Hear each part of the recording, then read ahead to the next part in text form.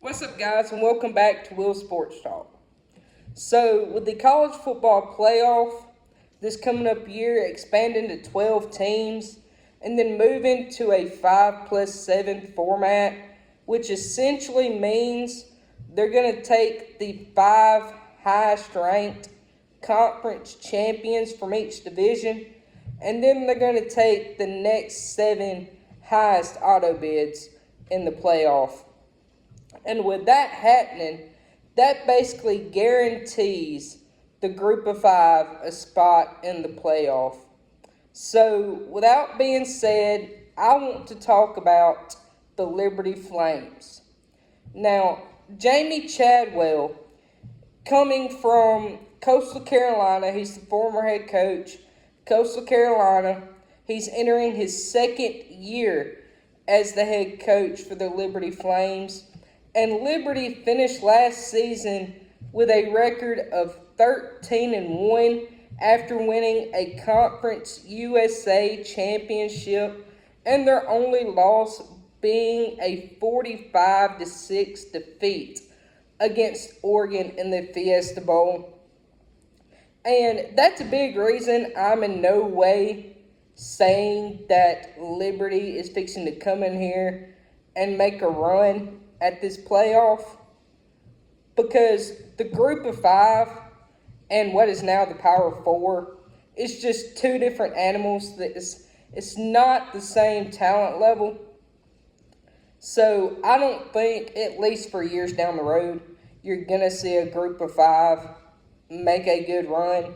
You might see a round one upset every now and then, but I definitely don't see that happen this year. But Liberty, this offseason, they lost O-lineman Xavier Gadlin. They lost Jonathan Graham to the NFL draft this offseason.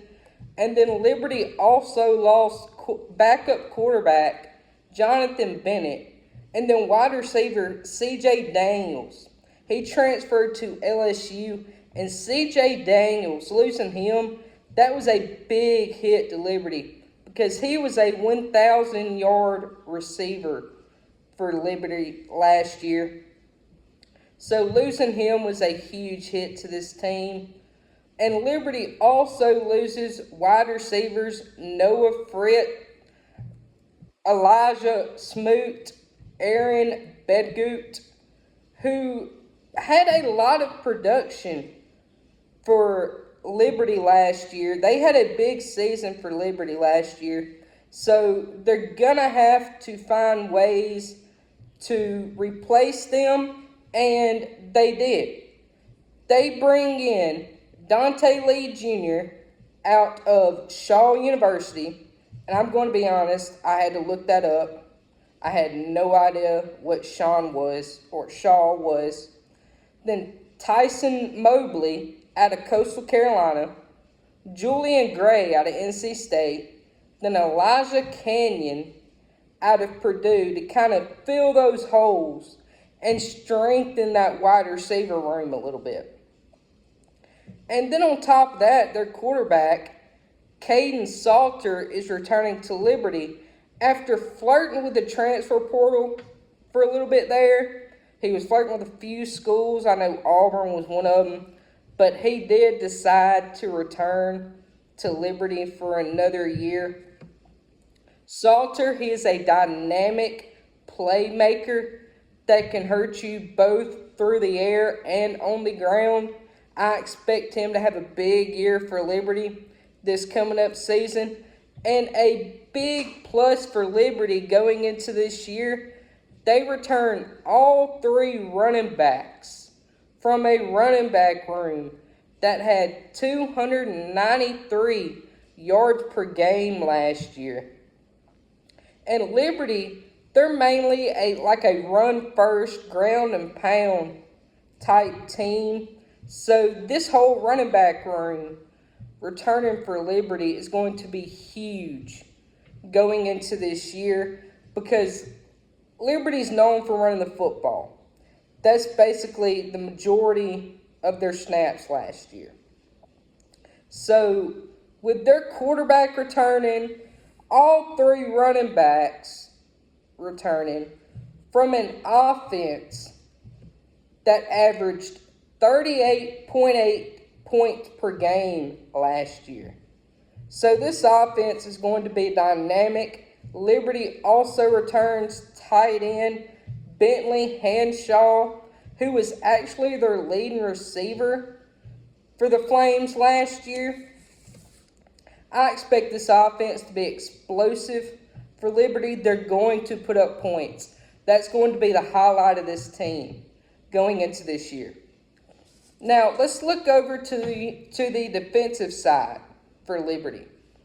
Liberty, they returned 5 players in this defensive line rotation from last year. Liberty returns linebackers Joseph Carter and Jerome Jolly Jr., who were top 5 tacklers for Liberty last season, and I expect them to be big playmakers for Liberty going into this year. Now, Liberty did lose 4 players from that secondary. That was already a big issue for Liberty last year. They gave up a lot of plays. They have to really work on that secondary if they want to strengthen up this defense. But they did go out and grab cornerback Dominic Hill out of Temple, and then safety Eldrick Griffin out of UTEP, who I expect to be big contributors this season to try to strengthen the secondary and help boost this defense up for Liberty. Now, with all this being said, let's take a look at the schedule. And just looking at the schedule, the strength of schedule, Liberty's going to have to go undefeated. They're going to have to go undefeated to make a run for the college football playoff. And I honestly think they have a pretty good chance to do so. So let's take a look at the schedule. They start off the year at home against Campbell. That's going to be a pretty easy win. Then September 7th, they go to New Mexico State. New Mexico State, I'm pretty sure they're bringing in a new head coach. I expect that to be a pretty easy win as well. Then they play UTEP at home on September 14th. That should be an easy win. Then September 21st, they play East Carolina. Not a very good team. I expect Liberty to win this game. And then on September 28th, this is really the only game I see being close on the schedule at all with how weak the schedule is. They have to go to Appalachian State.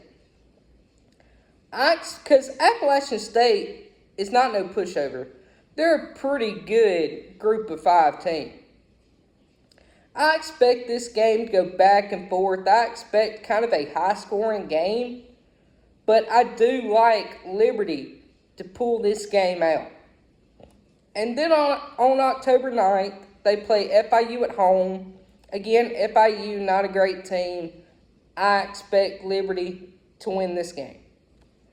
And then on October 23rd, they play newly FBS member Kennesaw State. Kennesaw State, another one of these teams, not very good. I expect Liberty to handle them as well. Then October 30th, they play Jacksonville State. They play Rich Rod. That's their head coach. I expect this to be a pretty easy win as well. And then on November 9th, they go on the road to Middle Tennessee. I expect that to be an easy win as well. Then November 16th, they play a pretty terrible UMass team. I expect that to be a win. Then November 23rd, they play Western Kentucky at home. Now, Western Kentucky is not a quote-unquote bad team, but they're not great either. So I expect Liberty to win this game handily. And then on November 30th, they finish out the season at Sam Houston, another one of those teams that's moving from the FCS to the FBS ranks. I expect Liberty to take this one as well. That has Liberty finishing the season with an undefeated 12-0 record going into the Conference USA Championship. And if they win that one, that puts them in the playoff representing the group of 5. Now, without being said, I hope y'all like this video. Y'all make sure to like, subscribe. Go make sure y'all watch some of my other content if y'all haven't already. And I hope to see you on the next video. Thank you.